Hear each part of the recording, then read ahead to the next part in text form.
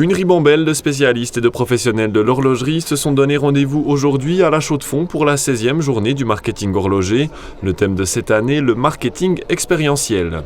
Le porteur d'une montre a des sensations et des émotions particulières liées au design externe de la montre. Pour comprendre de quoi il s'agit, rendez-vous à la HEG avec le doyen de l'Institut de marketing horloger. Pour résumer le marketing expérientiel, c'est un peu vendre l'emballage autour du cadeau.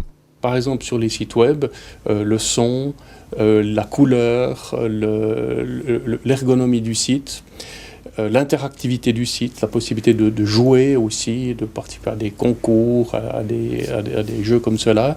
Et puis en magasin, naturellement, de faire jouer, on ne peut pas dire les 5 sens, parce qu'une montre ne se mange pas, ne se sent pas, peut-être encore oui, le cuir peut jouer un certain rôle, les fragrances du magasin, la lumière, l'éclairage, le son.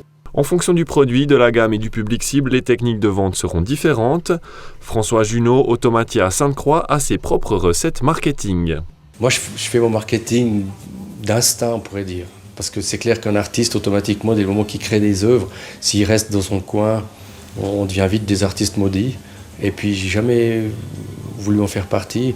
Donc, moi, je me situe plus comme artisan qu'artiste. Donc, si vous ne montrez pas ce que vous faites, ben forcément que vous n'êtes pas connu.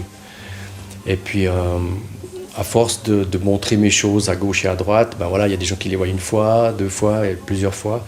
Et puis après, tout d'un coup, ben, il y a des clients qui ne pensaient pas être intéressés par votre travail, qui tout d'un coup ben, viennent ici pour faire des réalisations spéciales. Tous ne jouent donc pas sur le marketing expérientiel. François Junot applique des techniques bien plus traditionnelles. Je vais dans des salons, des expositions, je présente mes pièces. Des fois, ça me rapporte pas mal de travail. Des fois, bon, bah, pas forcément.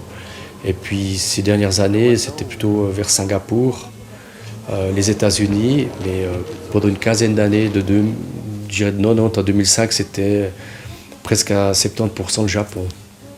Et puis maintenant, c'est plutôt l'étranger, plutôt États-Unis, et puis Europe. François Junot emploie 7 personnes et reçoit régulièrement des commandes, comme quoi son marketing à lui marche aussi.